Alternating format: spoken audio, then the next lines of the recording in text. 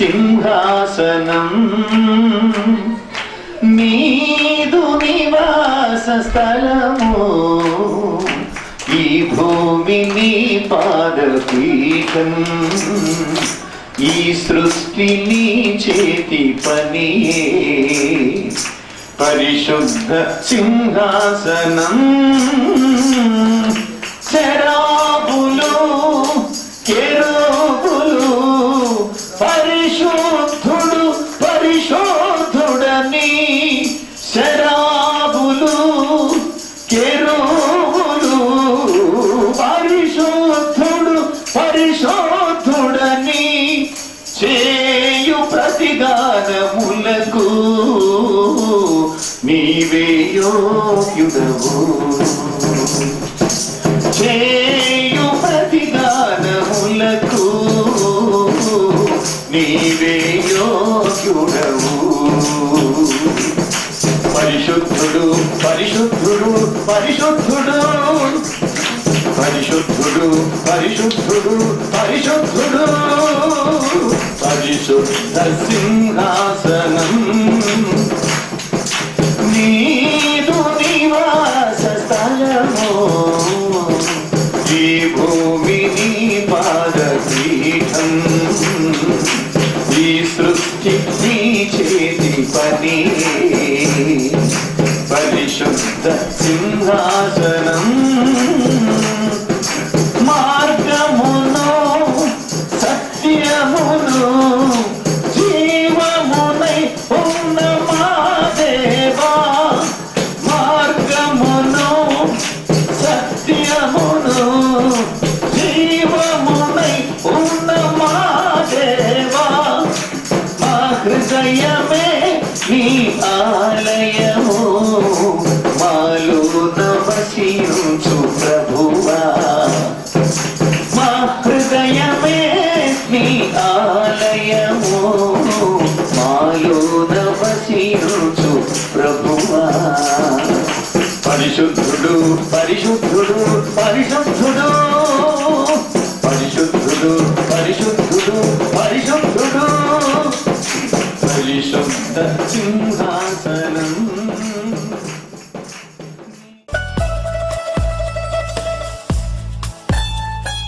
ప్రభునందు ప్రియమైన సహోదరి సహోదరులకు యేసుక్రీస్తు నామమున నిరీక్షణ గడియల ద్వారా మీతో దేవుని వాక్యాన్ని పంచుకోవడానికి దేవుడు నాకు ఇచ్చిన సమయాన్ని బట్టి దేవునికి వందనాలు తెలియజేస్తున్నాను. ప్రియులారా, ఈ సమయంలో దేవుని పరిశుద్ధ గ్రంథం నుండి ఒక మాట మనం చూద్దాం. కీర్తనల గ్రంథము 16వ అధ్యాయము 8వ వచనంలో ఈ విధంగా ఉంది. సదాకాలము యెహోవా యందు గురి నిలుపుచున్నాను, ఆయన నా కుడిపార్శ్వమునందున్నాడు కనుక నేను కదల్చబడను. అందువలన నా హృదయము సంతోషించుచున్నది, నా ఆత్మ హర్షించుచున్నది, నా శరీరము కూడా సురక్షితముగా ఉన్నది. చిన్న ప్రార్థన. జీవం గల మా దేవా, ప్రేమ కలిగిన మా యేసయ్య, నీకు వందనాలు స్తోత్రాలు.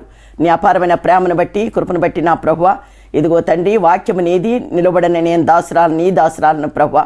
నా జ్ఞానాన్ని మరుగుపరిచి నీ బిడ్డలతో మాట్లాడి ఆశీర్వదించి దీవించమని యేసు నామమున అడుగుచున్నాను తండ్రి. ప్రియులారా, మీరందరూ కొద్దిసేపు మనసు దేవుని యందు ఉంచి ఈ వాక్యాన్ని విని మీ ఆత్మీయ మేలు పొందుకోవాలని ప్రభు పేట అభ్యర్థిస్తున్నాను. గమనించాలి, ఈ సమయంలో దావీదు ఒక మాట మాట్లాడుతున్నాడు. ఏంటంటే, నేను చదివిన భాగంలో నేను సదాకాలము యెహోవా యందే గురిపెట్టుచున్నాను, అందుచేత నా మనసును కూడా నేను ఆయన యందే నిలుపుకుంటున్నాను, అందుచేత నేను కదల్చబడను. నా హృదయం సంతోషిస్తుంది, నా ఆత్మ హర్షిస్తుంది, అంతేకాదు నా శరీరం కూడా సురక్షితంగా ఉంది అంటున్నాడు. ప్రతి మానవుడికి కూడా ఒక గురి అనేది ఉంటుంది. ఏంటంటే, వాడి విద్యలో ఒక గురి ఉంటుంది, వ్యాపారంలో ఒక గురి ఉంటుంది, వారు చేసే ప్రతి పనిలోనూ కూడా ఒక గురి కలిగి చేస్తారు. కానీ మానవుడి చేసి ఎంత గురి కలిగి చేసినా కొన్ని ప్రయత్నాల్లో విఫలమైపోతూ ఉంటాడు. అంతరిక్ష పరిశోధకులు ఉన్నారు, అంతరిక్షానికి కొన్ని పంపిస్తుంటారు. అలాంటప్పుడు వారు ఒక గురి కలిగి అనేక మంది శాస్త్రజ్ఞులు, అనుభవనీయులు, ఎంతోమంది గురి కలిగి ఒక వస్తువును తయారు చేసి దాన్ని అంతరిక్షానికి పంపిస్తారు. అంతరిక్షానికి వెళ్ళే వారు కూడా ఉన్నారు. అయితే వారి గురి మంచిదే, కానీ కొన్ని సందర్భాల్లో మానవుని గురి విఫలమైపోతూ ఉంటుంది. అందుచేతనే అకాలమైన పరిస్థితులు మనం వింటూ ఉంటున్నాం. కనుక మానవుడు గురిపట్టి విద్యలో గురిపడతాడు, ఆ వ్యాపారంలో గురి చూస్తాడు, అన్నిట్లోనూ కూడా గురి కలిగే చేస్తాడు. కానీ అన్ని విషయాల్లో అతడు సఫలమవుతాడన్న గ్యారంటీ మనకు లేదు. కానీ ఇక్కడ దేవుని దగ్గరికి వచ్చినట్లయితే దావీదు అంటున్నాడు, యెహోవా యందు నేను సదాకాలం కూడా గురి నిలుపుతున్నాను, నా మనసు నిలుపుతున్నాను, అందుచేత నేను ఎన్నటికీ కదల్చబడను అని చెప్తున్నాడు. ప్రియులారా, మనం గమనించాలి, దేవుని యందు మనం గురి నిలపగలిగితే మనం చేసే ప్రయత్నంలోనూ కూడా విఫలమయ్యే పరిస్థితులు మాత్రం ఉండవు, అన్నీ కూడా సఫలంగానే జరుగుతాయన్నది మీకు తెలియజేయడానికి నేను సంతోషిస్తున్నాను. కనుక మన గురి అనేది మనం నిలపాలి.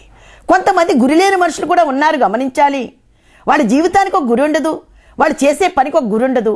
అందుచేతనే వాళ్ళ జీవితాలు అస్తవ్యస్తంగా పాడైపోయి వాళ్ళ కుటుంబ వ్యవస్థ కూడా అస్తవ్యస్తంగా నాశనం అయిపోయే పరిస్థితులు ఏర్పడతాయి. కనుక ఏది ఏమైనా నువ్వు గురి కలిగినా గురి లేకపోయినా నీ గురి మాత్రం దేవుని వైపు నిలపగలిగితే నువ్వు అన్ని విషయాల్లోనూ కూడా క్షేమంగా ఉంటావన్నదే ఈ యొక్క వాక్య సందేశ సందర్భం. కనుక గురి అనేది ఏంటి అని ఒక మాట చూస్తే యోబు గ్రంథము 36:32 అంటాడు, ఇరుప్రక్కల మెరుపులు మెరిపించును, గురికి తగలవలనని ఆయన దానికి ఆజ్ఞాపించుచున్నాడు. అప్పుడు గురి పెట్టడం అనేది అసాధ్యం.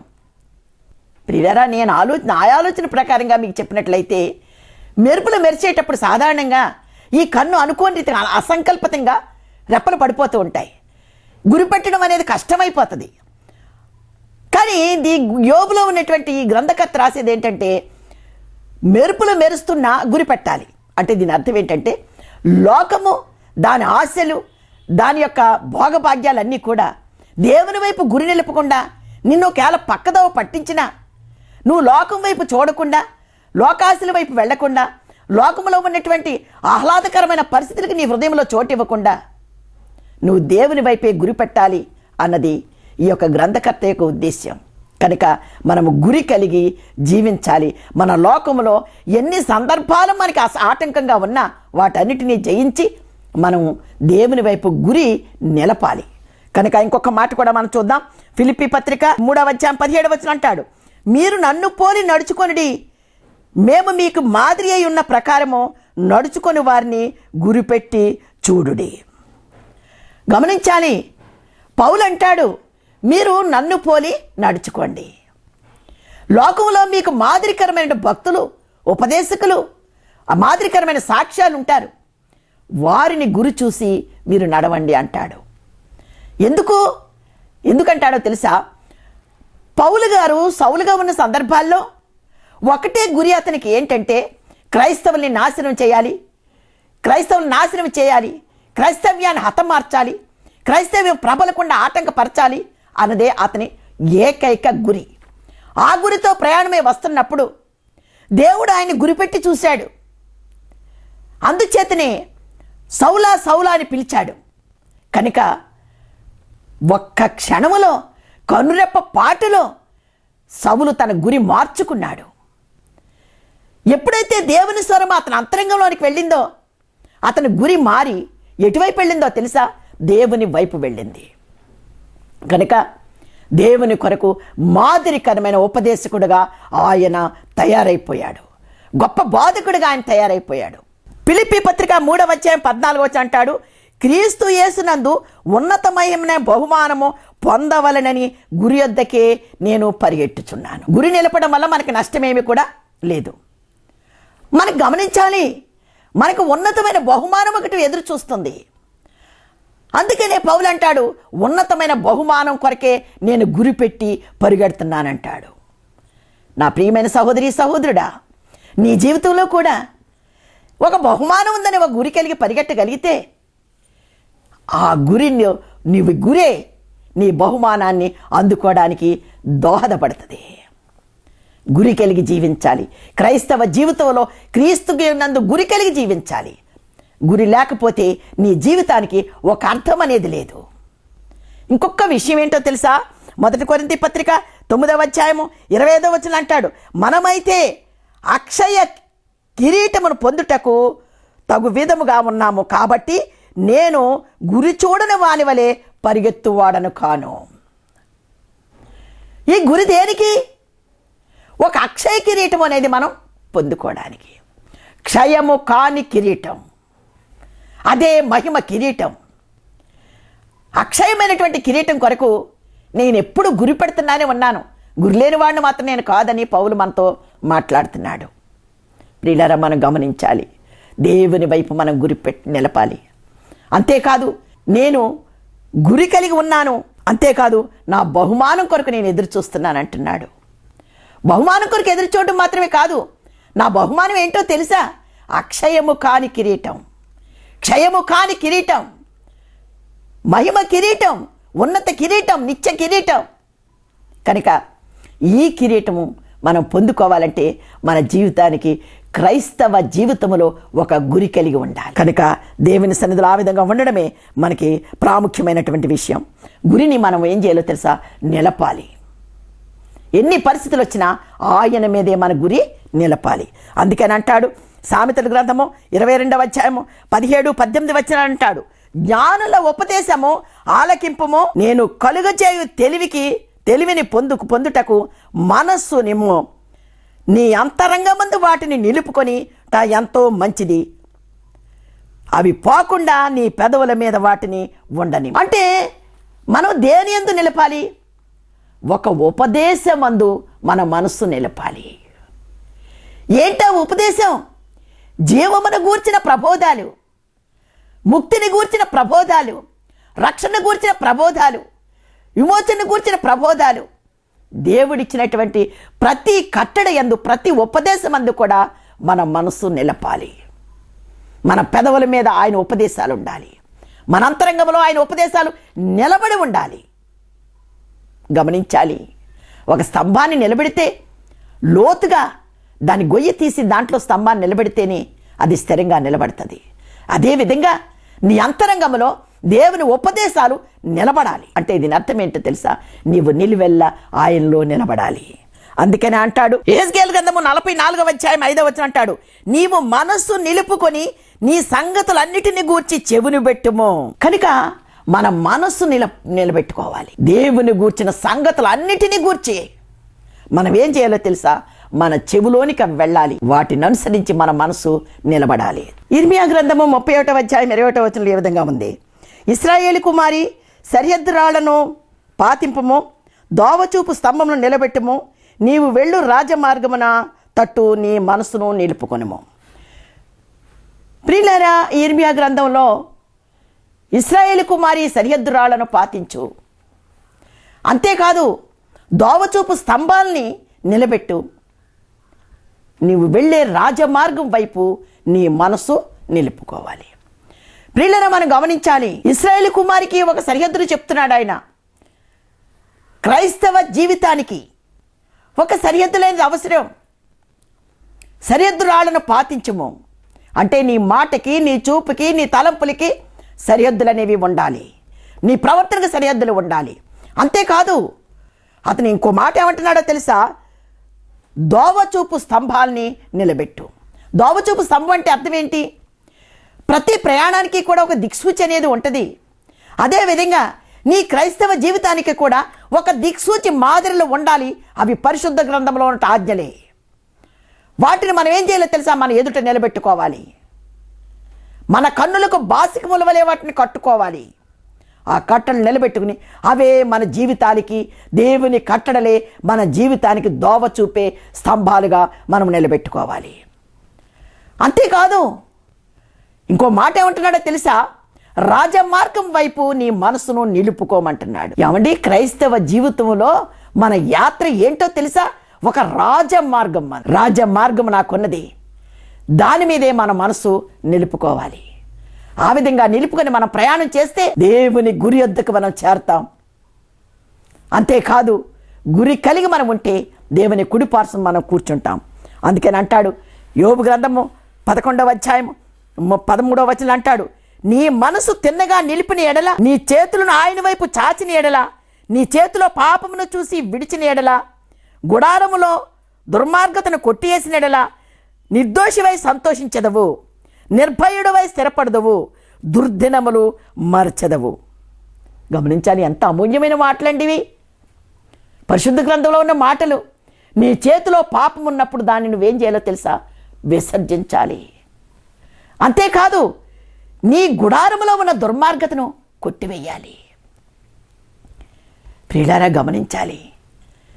నీ గురి నిలుపుతున్నావు దేవుని వైపు అంటే నీ చేతిలో పాపం ఉందేమని ఎప్పుడైనా ఆలోచించావా? నీ అంతరంగంలో దుర్మార్గత ఏమైనా ఏలుబడి చేస్తుందేమని ఒక ఆలోచించావా? నీ చేతిలో పాపాన్ని విడిచిపెట్టాలి. చేతిలో పాపం ఉంటే విడిచిపెట్టడం సులువే, కానీ నువ్వు విడిచిపెట్టాలి. పాము ఉంటే విడిచిపెట్టవా? నీ చేతిలో పాము ఉందో తేలుందనుకో వెంటనే రియాక్ట్ అయిపోతావు. అదేవిధంగా నీ చేతిలో పాపం ఉన్నప్పుడు దాన్ని విసర్జించాలి. నీ గుడారములో దుర్మార్గత ఉంటే దాన్ని కొట్టివేయాలి. అప్పుడు నీవేమవుతో తెలుసా? నిర్దోషివై సంతోషించదవు, నిర్భయుడవై స్థిరపడదువు. అంతేకాదు దుర్దశలు నీ దగ్గరకు రావు. దుర్దశ అనేది నీ దగ్గరికి రాదు. నీది అదృష్ట దశగా నీ దశ మారిపోతుంది. అంతేకాదు ఇంకో మాట ఏమంటున్నాడు తెలుసా? నీ బ్రతుకు మధ్యాహ్న కాలపు తేజస్సు కంటే అధికముగా ప్రకాశిస్తావు. ఒక గురి కలిగిన కనుక నువ్వు జీవిస్తే, గురివైపు నువ్వు నిలవగలిగితే నువ్వేమవుతావు తెలుసా? మధ్యాహ్న ప్రకాశం వలె నీ బ్రతుకంతా కూడా ప్రకాశిస్తుంది. ఇంకో మాట ఏమంటున్నాడు తెలుసా? చీకటి కమ్మినను అరుణోదయ కాంతి వలె మనం ఉంటామంట. ఎంత గొప్ప విషయం అండి ఇది.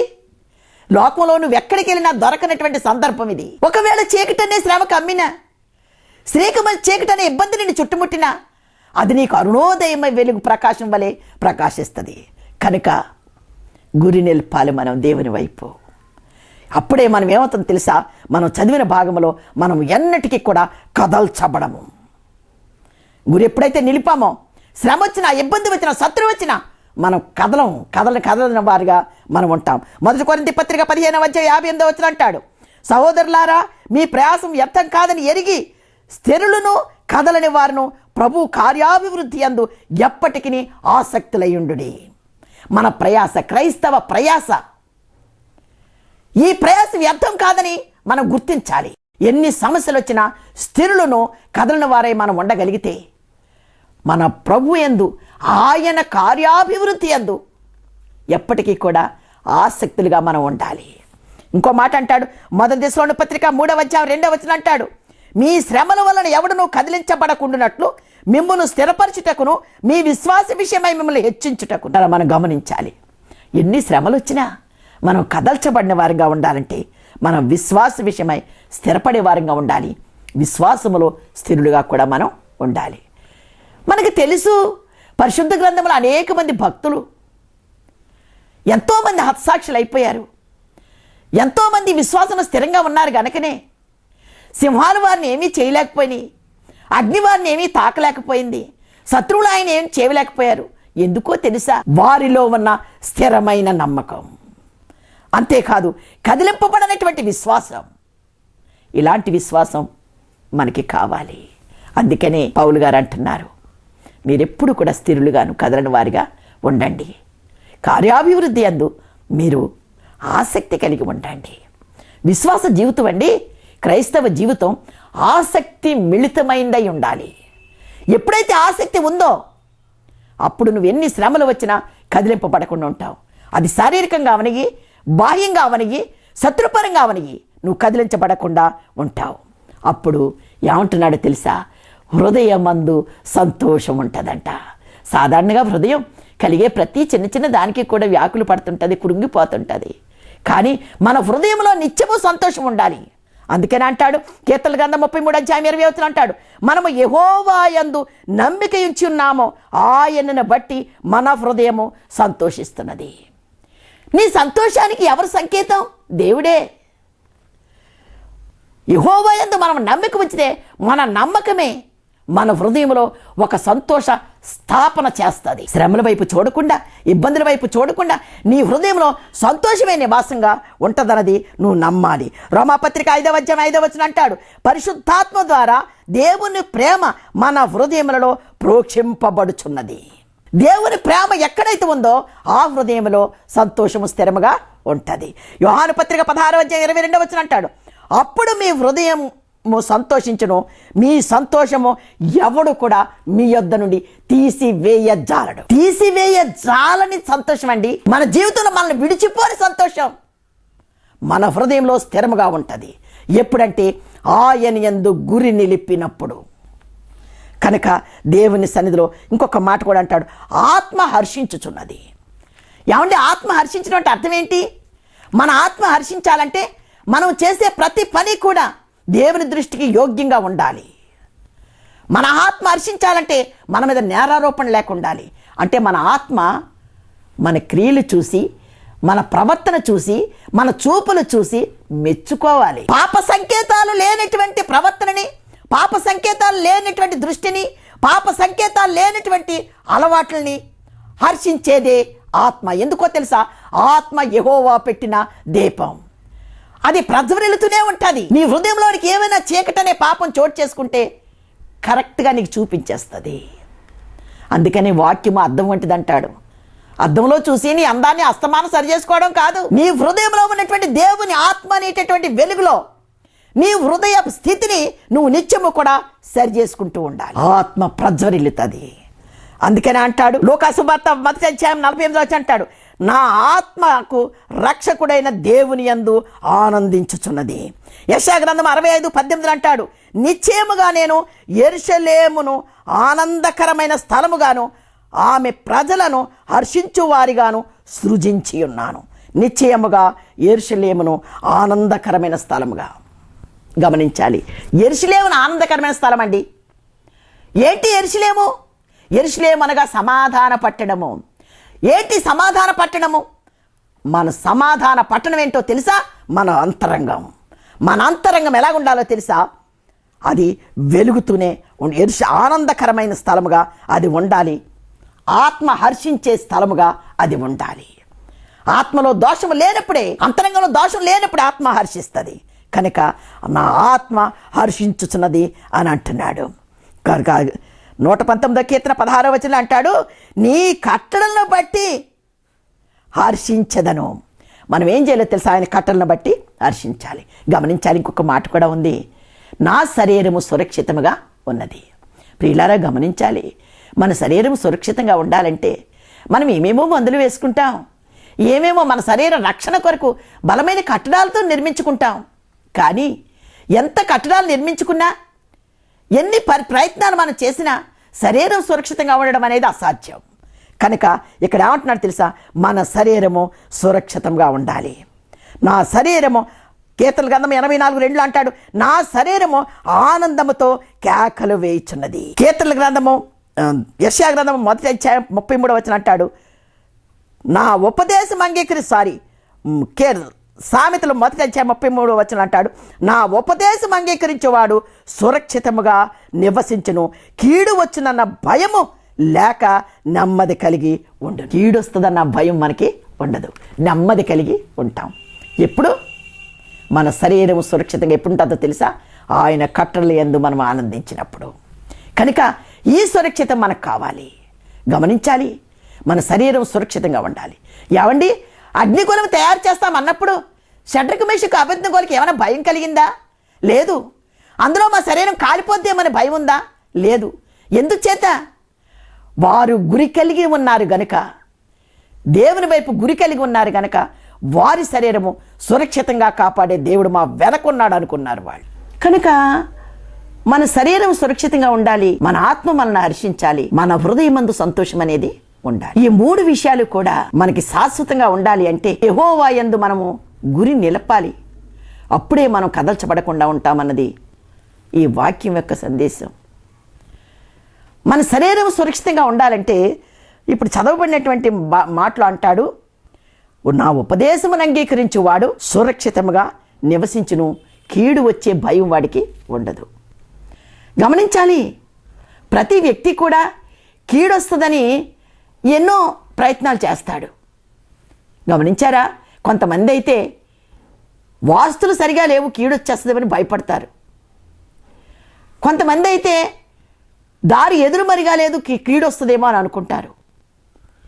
ఏమండి, ప్రభు పేట ప్రేమపూర్వకంగా మీకు మనవి చేస్తున్నాను, కీడుని మీ అంతటి మీరు నెట్టివేయలేరు. మీరు చేసే ప్రయత్నాల వల్ల కీడు తొలగిపోద్ది అనుకోవడం అది ఒక భ్రమని నా అభిప్రాయం. కీడుని దూరం చేసుకోవాలంటే, కీడు రాకుండా మన జీవితాన్ని మన శరీరాన్ని కాపాడుకోవాలంటే మనకు ఉండాల్సింది ఏంటో తెలుసా? దేవుని ఉపదేశము మనము అంగీకరించే వారంగా ఉండాలి. దావీదు జీవితంలో సౌలు ఎన్నిసార్లు తరిమినా, శత్రువులు ఎన్నిసార్లు తరిమినా, గొల్యాతు ఎదురుగుండా నిలబడినా, సొంత కొడుకే అవమానపరిచి గేలి చేసినా ఆయన స్థిరంగా ఎందుకు నిలబడగలిగాడో తెలుసా? ఆయన గురి దేవుని వైపే నిలిపాడు గనక. దావీదు గురి దేవుని వైపే నిలిపాడు గనక ఆయన హృదయంలో కీడు చూసినా సంతోషం అనేది బయటికి పోలేదు. అంతేకాదు, అతని ఆత్మ ఎప్పుడూ కూడా అతని విషయంలో హర్షిస్తూనే ఉంది. అతని శరీరం ఎప్పుడూ కూడా సురక్షితంగానే ఉంది. నా ప్రియమైన సహోదరి సహోదరుడా, ఈ వాక్యం వినిచినటువంటి నీవు ఇక మీదట నీ దుఃఖమంతా మాయమైపోయి నీ హృదయంలో సంతోషం రావాలంటే, నీ అంతరంగంలో నీ ఆత్మ నిన్ను గూర్చి ఒక అద్భుతమైన సాక్ష్యం ఇవ్వాలి అంటే, హర్షించాలి అంటే, నీ శరీరము ఏ కీడు రాకుండా, ఏ వ్యాధి రాకుండా సురక్షితమైన పంథాలో నడవాలి అంటే దేవుని ఉపదేశం వైపు నువ్వు గురిపెట్టాలి. ఏదో వాక్యమే కదా చెప్తున్నారని అనుకోవద్దు. కన్నీటితో మనవి చేస్తున్నాను, నీ గురి నిలపాలి.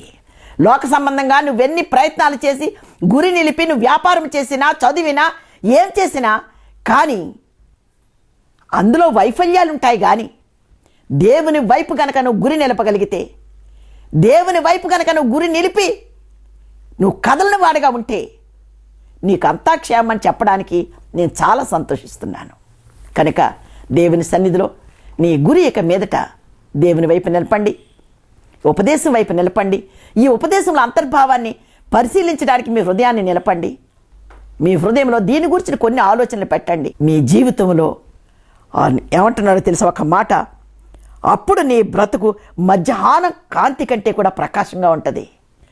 ఒకవేళ చీకటి కమ్మినా అది నీకు అరుణోదయ ప్రకాశాన్ని ఇస్తుంది. ఎందుకో తెలుసా?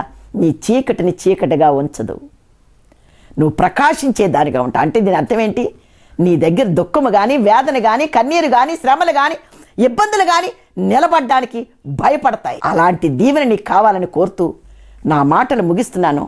ఈ కొద్ది మాటలు దేవుడు ఆశీర్వదించి మీ వెనుకలో దీవించును గాక. మీకేమైనా అవసరాలు ఉంటే, మీకేమైనా ఇబ్బందులు ఉంటే దయతో, ప్రేమతో ఒక అక్కగా, తల్లిగా నేను అభ్యర్థిస్తున్నాను. ఈ ఫోన్ నెంబర్లకి మీరు ఫోన్ చేయండి. తప్పకుండా మీ కొరకు ప్రార్థన చేస్తాం. మీ సమస్య ఎలాంటిదైనా దాన్ని నివృత్తి చేసే శక్తి, సామర్థ్యం యేసు దగ్గర ఉంది. అంతేకాదు, మీరు ఫోన్ చేసి మేము ప్రార్థన చేసి మీ సమస్యలకు ఒక పరిష్కారం మేము ఇస్తాం. కనుక దేవుడే మీ గొప్ప కార్యాలు చేస్తాడు. కనుక దేవుని వైపు, ఈ ఉపదేశం వైపు మీ గురి నిలిపి మీరు గొప్ప దీవెనలు పొందుకోవాలని మనవి చేస్తూ నా మాటలు ముగిస్తున్నాను. ఈ కొద్ది మాటలు దేవుడు ఆశీర్వదించి దీవించును గాక. ప్రియులారా, ఇంతవరకు కూడా దైవకృప టీవీ ఛానల్ ద్వారా నిరీక్షణ గడియలు వీక్షిస్తున్న మీకు అందరికీ కూడా ప్రభువైన యేసుక్రీస్తు నామములో మీకు శుభవందనాలు తెలియజేస్తున్నాను.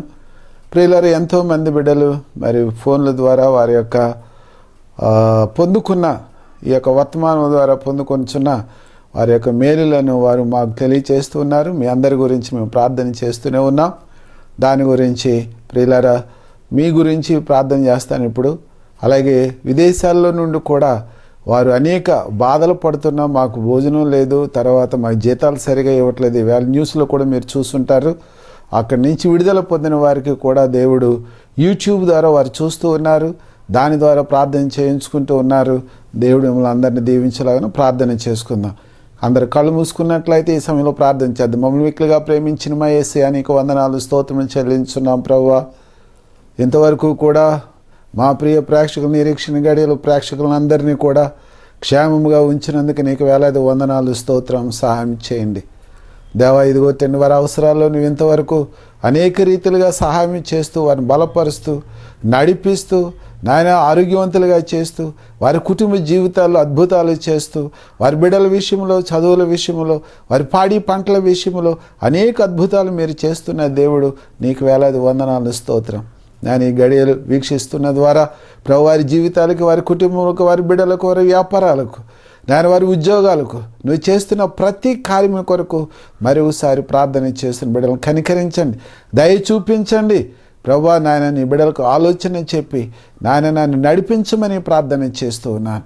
పరిశుద్ధాత్మదేవ, ఈ సమయంలో నీ కృప, నీ సన్నిధి తోడుగా నుంచి నాయన నడిపించమని, అంధకార శక్తులు లయపరిచి నాయన వారి గృహాల చుట్టూ, వారి బిడ్డల చుట్టూ నీ కృప, నీ సన్నిధి, ఎటువంటి పాము, తేలు, దొంగ భయం లేకుండా బిడ్డలను కాపాడి నడిపించి ఘనత మహిమ మీరే పొందమని నజరేయుడైన యేసు నామములో అడిగి ప్రార్థన చేస్తున్నాను తండ్రి. ఆమేన్, ఆమేన్, ఆమేన్. దేవుడు మిమ్మల్ని అందరినీ దీవించుగాక. ఆమేన్. హల్లెలూయా.